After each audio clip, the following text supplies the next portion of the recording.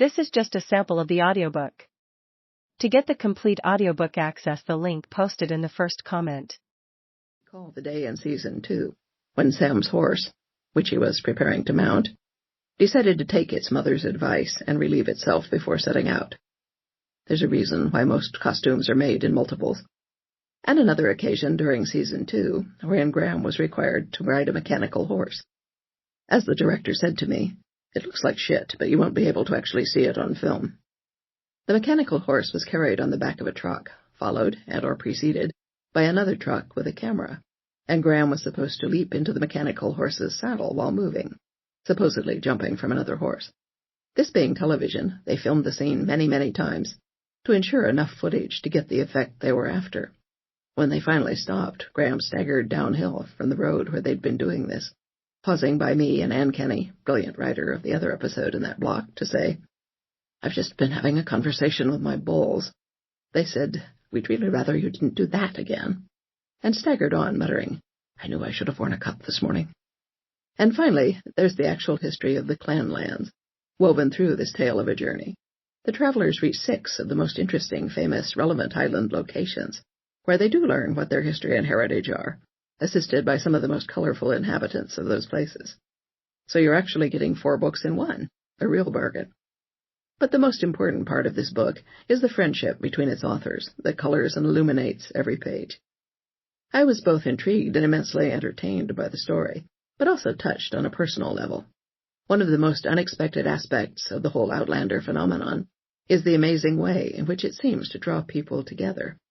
People read the books and watch the show, and they want to talk about it.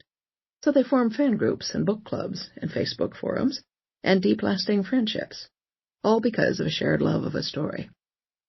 I will always recall one woman who brought me a book at a signing, who told me that she lived alone, had been alone for many years, seldom got out, had no family, but that she'd become attracted to the story, found others who felt likewise, who invited her to go with them to book signings, premieres, and conventions. "Now I have friends," she said.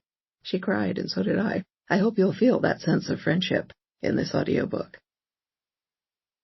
A final word, since this book is all about returning to one's roots. Some years ago, one of my novels won the Corina International Prize for Fiction, and I was invited to go to Germany to accept the award. This was rather a big deal for the German publisher, and they took advantage of my presence to have me interviewed by the entire German press corps. Newspapers, magazines, radio, television, literary journals, you name it. By the end of the week, I was sleep-deprived and a bit glazed over, when I met a nice gentleman from one of the literary journals, delightful man. He went on at great and flattering length about the books. He loved my narrative drive. My characters were tremendous, my imagery transcendent. So I'm sitting there in a pleasant daze thinking, yes, go on. When he suddenly said, "There is just one thing I wonder. Can you explain to me? What is the appeal of a man in a kilt?" Well, had I been totally conscious, I might not have said it. Then again. Anyway, I looked at him for a moment and said, "Well, I suppose it's the idea that you could be up against a wall with him in a moment." A few weeks later, home again in Arizona, I get a packet of interview clips from the German publisher, and on the top is the interview from that journal. The publisher had attached a post-it note saying, "I don't know what you said to this man, but I think he is in love with you." A man in a kilt, a very powerful and compelling image, yes. And now you have 2 of them. Pour yourself a good dram and enjoy yourself. Sluncheva, Diana Gabaldon, Scottsdale, Arizona, August 17th, 2020. Chapter 1. Taken for a Ride. The story of 2 men who know nothing.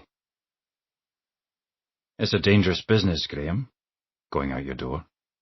You step onto the road, and if you don't keep your feet, there's no knowing where you might be swept off to.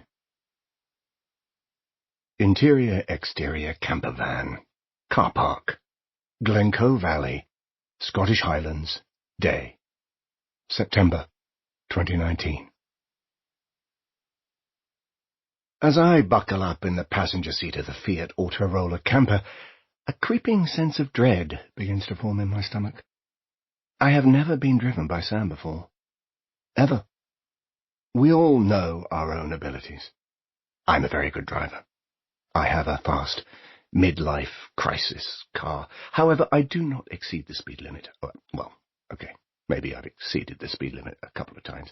And in 40 years...